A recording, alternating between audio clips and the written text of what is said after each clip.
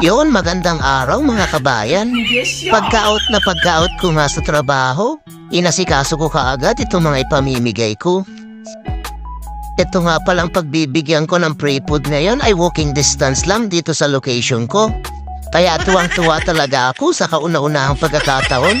Meron nag-message sa akin na malapit lang at pwedeng lakarin.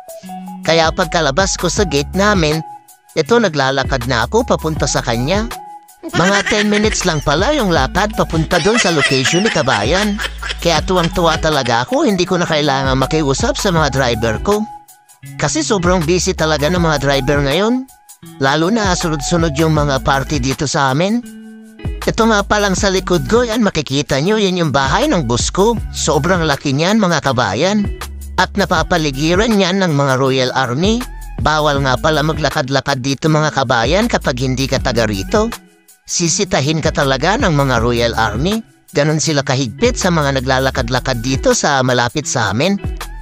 May good news nga pala ako at saka bad news para sa inyo mga kabayan. Ang bad news ay pabalik na kami ng Jeddah. Malulungkot yung mga taga-Riyadh, lalo na yung mga hindi ko pa nabibigyan. At saka yung mga naka-schedule na makakancel. Ganon po talaga ang kalakaran dito sa amin. Binibigla lang kami.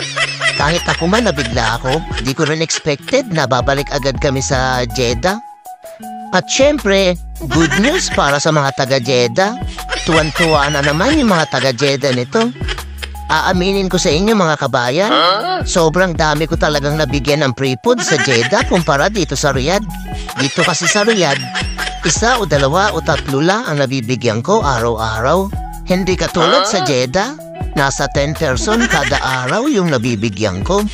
Kaya sobrang dami ko talagang nabibigyan ng free food sa Jeddah kumpara dito sa Riyadh. At pasyensya na sa mga taga-Riyadh. Talagang hindi ko talaga expected na makakancel yung mga naka-schedule ngayong linggo. Kaya sobra talaga akong humihingi ng pasensya sa inyo. Kaya sa mga taga-Riyadh dyan, pasensya na muna kayo mga kabayan. Unawain nyo sana si Mamang Guard. Babawi ako pagbalik ko ng Riyadh galing Jeddah. Pangako ko sa inyo, sisikapin ko mabigyan kayo lahat. Lord, salamat. Salamat sa food. Ingat ka po sa Jeddah. Pasensya ka na ha. Pero salamat. Thank you very much. Ingat, ingat. God bless. At yun na, na-deliver ko na yung free food ni kabayan. Naglalakad na ako, pauwi sa accommodation namin. Hindi na kami nakapag-selfie ni kabayan kasi sobrang higpit daw ng amo niya.